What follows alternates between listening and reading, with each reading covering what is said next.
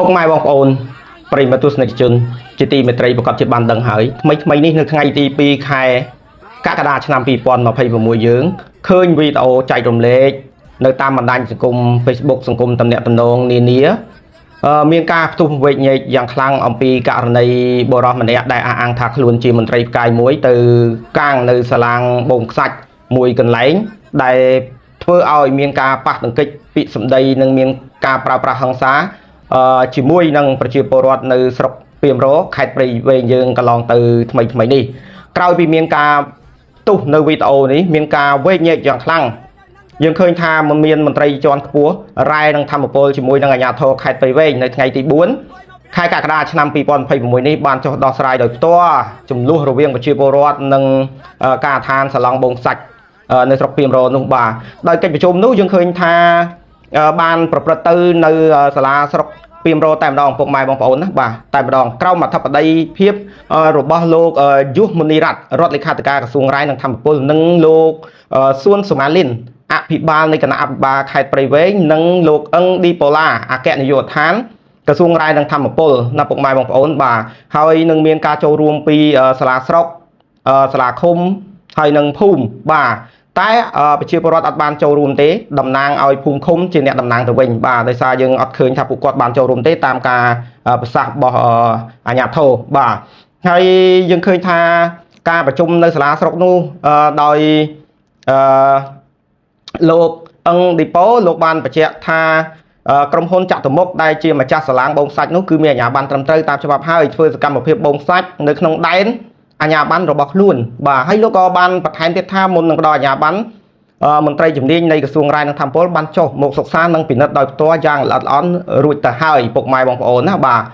នេះការប្រជុំនៅថ្ងៃទី4ហើយម្យ៉ាងទៀតនោះគឺនៅតែបញ្ហារឿងដាក់ពងពុកម៉ែបងប្អូនណារឿងដាក់ពងចល័តចាប់ពីម៉ោង6ព្រឹករហូតដល់ម៉ោង6ល្ងាចហើយត្រូវឲ្យដកទាំងពងទាំងសឡង់ទៅខាងបាទទៅខាងវិញដើម្បីសម្រួលដល់ប្រជាពលរដ្ឋក្នុងការនេសាទបាទនេះការប្រជុំនៅថ្ងៃទី4ខែកក្កដា2026បាទខ្ញុំដកខ្លឹមសារទៅតាមការបទភាពពីអាជ្ញាធរមូលដ្ឋាន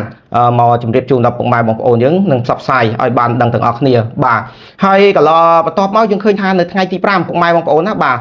នៅថ្ងៃទី5ក្រសួងរាយនឹងធម្មពលបានធ្វើសន្និសីទកាសែតបាទបានបញ្ជាក់យ៉ាងក្បោះក្បាយយ៉ាងច្បាស់មែនទែនដើម្បីឲ្យពុកម៉ែបងប្អូនក៏ដូចប្រជាពលរដ្ឋនេសាទដែលរស់នៅជុំវិញទីកន្លែងនោះបានយល់ច្បាស់នៃការបងខ្សាច់និងការអនុវត្តច្បាប់របស់មន្ត្រីយើងបាទអញ្ចឹងការធ្វើសន្និសីទកាសែតនោះដែរទៀតសោតលោកអឹងឌីប៉ូឡាអគ្គនាយកដ្ឋាន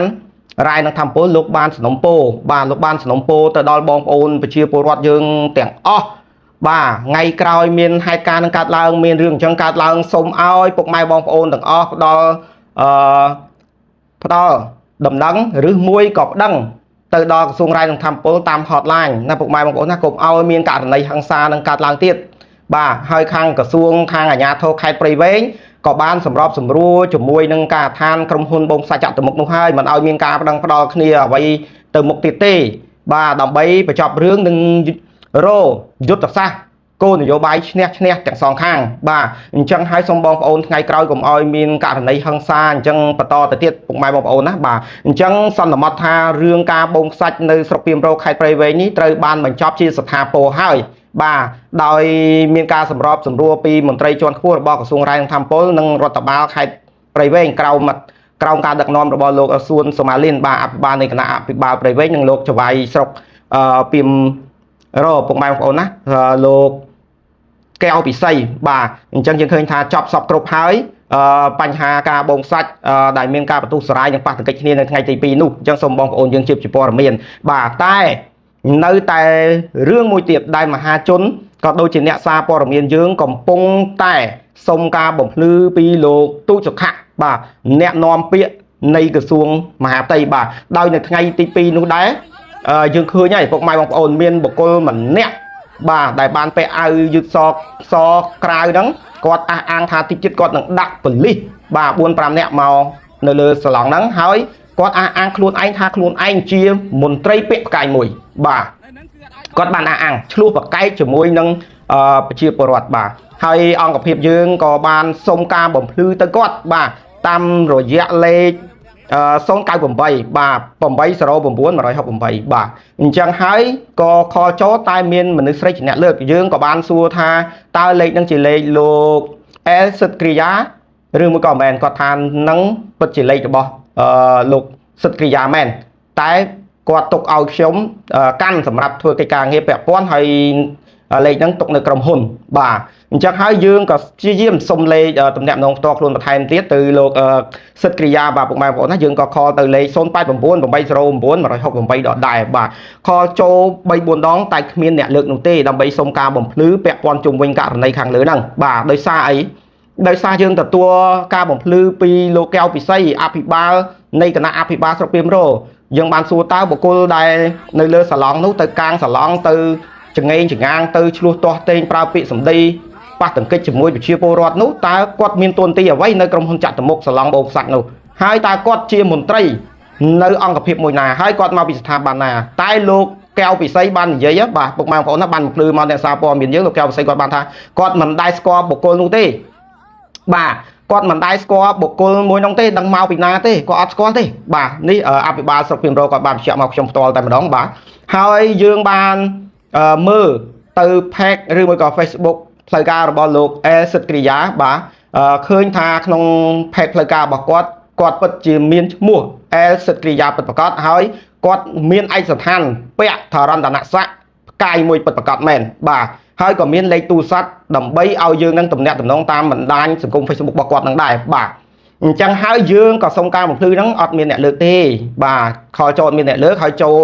ទៅមានមនុស្សស្រីជាអ្នកលើកតែថាលេខហ្នឹងគាត់ទុកឲ្យប្រើប្រាស់នៅក្នុងក្រុមហ៊ុនបាទបន្ទាប់មក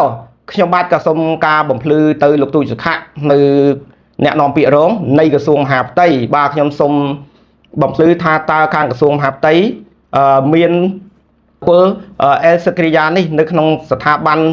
កងកម្លាំងនគរបាលជាតិអត់ហើយតើគាត់ស្ថិតនៅក្នុងចំណុះក្រសួងមហាផ្ទៃអត់ឬហើយតើបើគាត់ពិតជាបានស្ថិតនៅក្នុងនឹងមែនតើគាត់អាចរំលោភនៅបទបញ្ជាវិន័យកងកម្លាំងនគរបាលជាតិដែរទេខ្ញុំបានសួរទៅលោកទូចសុខៈអញ្ចឹងលោកក៏បានថ្លែងប្រាប់ខ្ញុំថាដើម្បីផ្ទៀងផ្ទាត់មានតែខាងធនធានមនុស្សក្រសួងទេពិនិត្យជាមុនសិនទន្ទឹមនឹងនេះនឹងពិនិត្យអង្គហេតុនិងអង្គច្បាប់មុននឹងអនុវត្តបទពិន័យនគរបាលជាតិសូមអរគុណច្រើនបងបាទខ្ញុំអរគុណច្រើនមែនទែនបងទូចសុខៈដែលបានឆ្លើយតបជាមួយខ្ញុំបាទជាអ្នកសារព័ត៌មានហើយអតីតបងទូចសុខៈក៏ជាអ្នកសារព័ត៌មានមួយរូបដែរបាទអញ្ចឹងខ្ញុំអរគុណមែនទែនបាទបន្ទាប់មក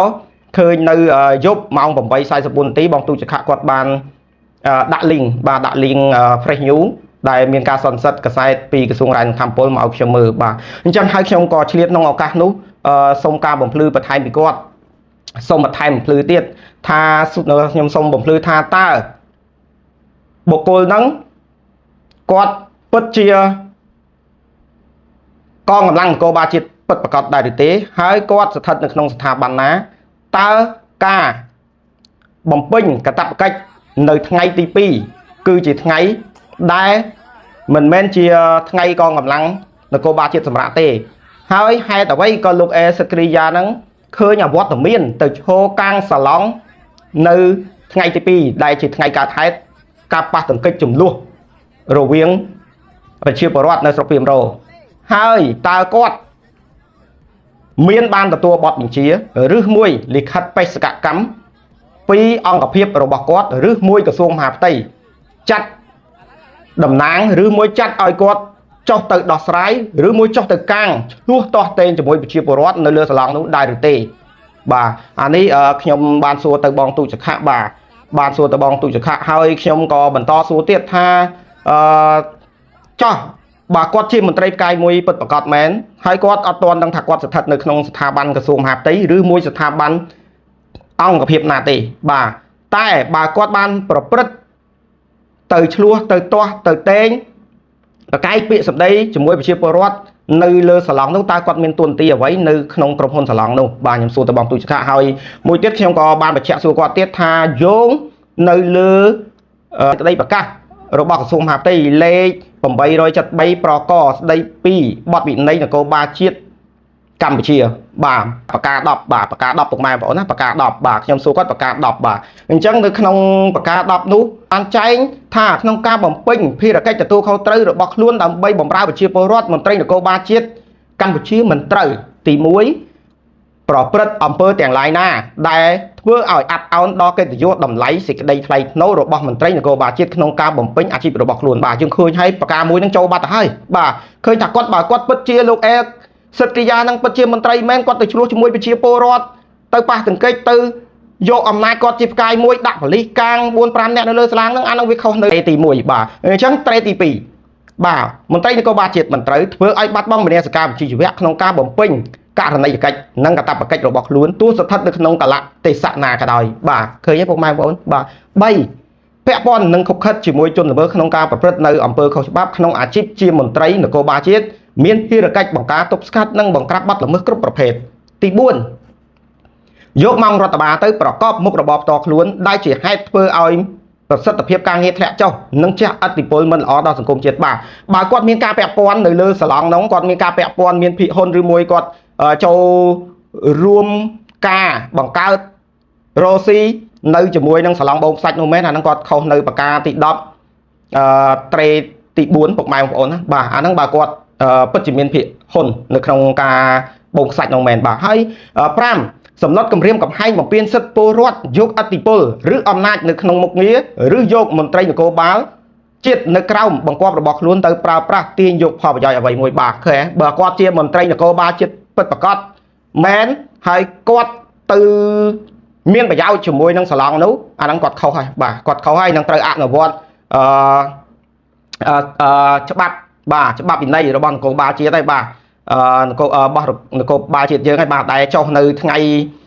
ទី5ខែមិនិនាឆ្នាំ2024កន្លងទៅនេះដោយឧបនាយករដ្ឋមន្ត្រីក្រសួងមហាផ្ទៃអភិសន្តិបណ្ឌិតសសុខាបាទអញ្ចឹងយើងឃើញថាមានបទវិន័យកងកម្លាំងនគរបាលជាតិទៅពុកម៉ែបងប្អូនបាទ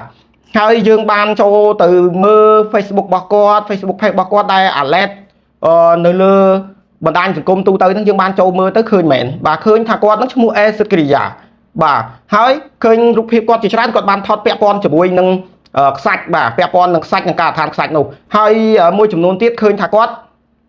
បានពាក់នៅឯកស្ថានបាទពាក់នៅឯកស្ថានកងកម្លាំងនគរបាលជាតិពិតប្រាកដបាទដោយមានថារណស័ក្តិផ្កាយមួយនៅលើស្មាពិតប្រាកដមែនបាទអញ្ចឹងហើយយើងទទួលស្នើសុំមហាជនក៏ដូចជាខ្ញុំអ្នកសារព័ត៌មានទទួលស្នើសុំឯកឧត្តមអភិសន្តិបណ្ឌិតសសុខាឧបនាយករដ្ឋមន្ត្រីក្រសួងមហាផ្ទៃសូមមានចំណាត់ការដ៏តឹងរឹងមើងម៉ាត់បំផុតចំពោះលោកអេសិទ្ធិកិរិយាដែលខ្លួនជាមន្ត្រីបាទខ្លួនជាមន្ត្រីតែយកសិទ្ធិជាមន្ត្រីមកអួតមកចងេងមកចងាងមកកាងសឡងបងខ្សាច់ថាខ្លួនឯងជាផ្កាយមួយខ្លួនឯងនឹងដាក់ប៉ូលីស 4-5 នាក់មកឆ្លោះប្រកែកជាមួយប្រជាពលរដ្ឋធ្វើឲ្យអាប់អោននៅកិត្តិយសសិលធម៌របស់មន្ត្រីនគរបាលជាតិបាទដែលមានចែងនៅក្នុងប្រកាសទី10បាទដែលចែងនៅក្នុងប្រកាសទី10ដែលប្រកាសរបស់ក្រសួងមហាផ្ទៃបទវិន័យនគរបាលជាតិលេខ873ប្រកបាទអញ្ចឹងសូមឲ្យអាដាមអភិសន្តិបណ្ឌិតឧបនាយករដ្ឋមន្ត្រីក្រសួងមហាផ្ទៃមានចំណាត់ការដ៏តឹងរឹងទៅលើបុគ្គលនេះបាទហើយក៏សូមឲ្យក្រសួងមហាផ្ទៃអនុវត្តឲ្យសូមមានសេចក្តីប្រកាសព័ត៌មានណាមួយជាផ្លូវការជាសាធារណៈឬមួយក្នុងเพจក្រសួងមហាផ្ទៃផងទៀតដើម្បីឲ្យមហាជនក៏ដូចជាអ្នកសារព័ត៌មានបងប្អូនជាពលរដ្ឋទាំងអស់គាត់អស់ចម្ងល់ហើយគាត់បានដឹងព័ត៌មាននៃការចំណាត់ការរបស់ថ្នាក់ដឹកនាំបាទរបស់ថ្នាក់ដឹកនាំបាទកុំឲ្យប្រជាពលរដ្ឋក៏ដូចជាអ្នកសារព័ត៌មានមួយរូបគាត់នៅតែមានមន្ទិលសង្ស័យមន្ទិលគិតថាច្បាប់អត់តម្លៃបាទអ្នកមានអំណាចមានបុណ្យស័ក្តិគឺនៅតែធ្វើអ្វីបានស្រេចតែចិត្តបាទអញ្ចឹងហើយស្នើសុំឲ្យក្រសួងមហាផ្ទៃមានចំណាត់ការដ៏តឹងរឹងផងបាទហើយខ្ញុំក៏អ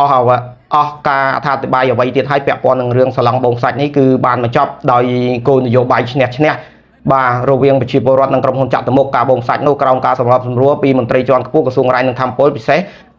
លោកសួនសមាលិនអភិបាលនៃគណៈអភិបាលខេត្តព្រៃវែងនិងលោកកែវពិសីអភិបាលស្រុកភៀមរោបាទដោយទទួលគោលនយោបាយឈ្នះឈ្នះទាំងសងខាងបាទ